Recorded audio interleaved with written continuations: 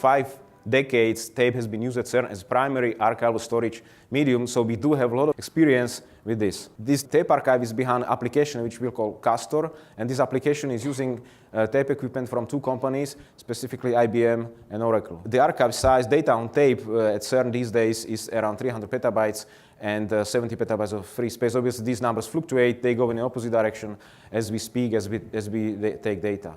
So I'm going to speak now about data migration. First of all, the arguments, why are we doing it?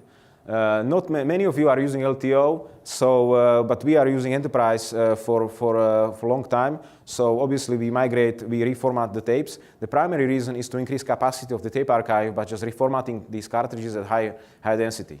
This also allows us to reclaim fragmented space, because users eventually delete some data here and there. So we want to reclaim this space on a global scale once in a while. Towards the end of 2017, we introduced 1155 drive at CERN, and I think, this is my statement, I think this was really for cloud providers, this tape drive, to squeeze maximum capacity out of existing tape cartridges at that time, JDs with 10 terabyte. But it came right moment for us. It was good time, so we could benefit from this, and we could gain 50% more space in our archive by reformatting from 10 to 15 terabytes.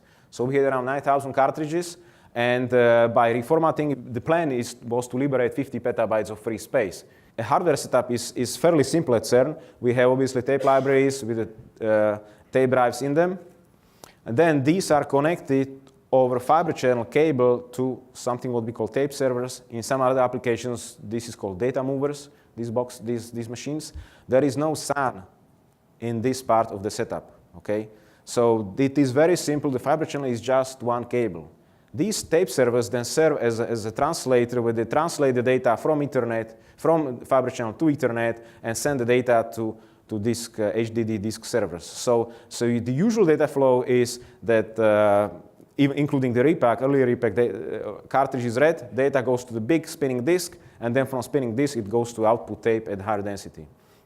Now we decided to add SSDs into the setup, in particular into the data movers, into the tape servers. This allows us to create logical disk pool based on those SSDs just for this repack exercise. Okay, so this changes obviously the data flow. Instead of going to the spinning disk, data is read from the cartridge to SSD, and then goes also from SSD. So I guess all we want to hear, was there any data loss in these 100 petabytes? These were Fujifilm tapes. I could just say yes and run quickly out. But we need to put this into perspective, okay? So let's again do the numbers. We were reading roughly 100 petabytes on 9,500 cartridges. Each cartridge is more than a kilometer long. So this is 10,000 kilometers for those who think kilometers, 6,300 miles for the mile people. This is comparable distance from Chicago to Japan, Tokyo, where the cartridges are manufactured, I guess. So yes, there was data loss. We lost 2 files, 5 gigabytes. So 10 gigabytes in total. That is comparable distance of roughly 1 meter, or just 3.5 feet that was lost, I think. And even this data was recovered later by the LHCb experiment from a different WLCG site. So overall, we had no data loss in this exercise. So I think this is excellent result. It really proves that the tape is fantastically reliable.